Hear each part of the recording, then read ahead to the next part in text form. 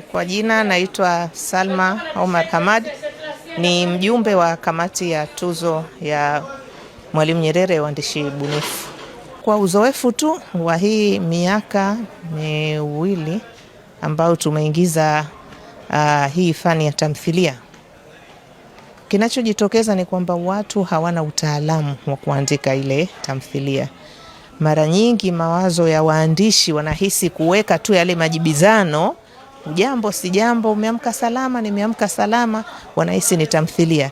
Lakini si hivyo, kuna vitu vingi vinavyoijenga tamthilia. Kwa hiyo labda ushauri tu, kabla mtu hajaamua kwamba mimi nataka kuingia kwenye fani fulani, basi ni kwanza ajifunze, ajue zile mbinu. Tamthilia inatofautianaje na mazungumzo tu? Kuna vitu gani vinaoifanya iwe tamthilia?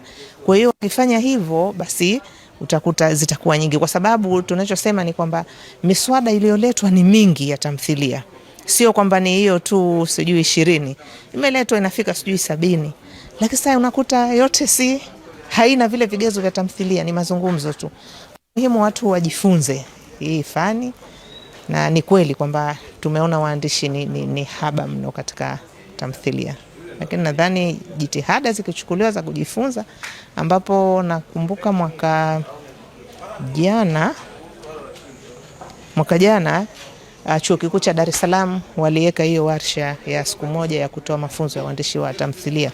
Kwa hiyo ule ni mwanzo, lakini ziendelezwe warsha kwa ajili ya kutoa hayo mafunzo ili watu waweze kujipanga zaidi.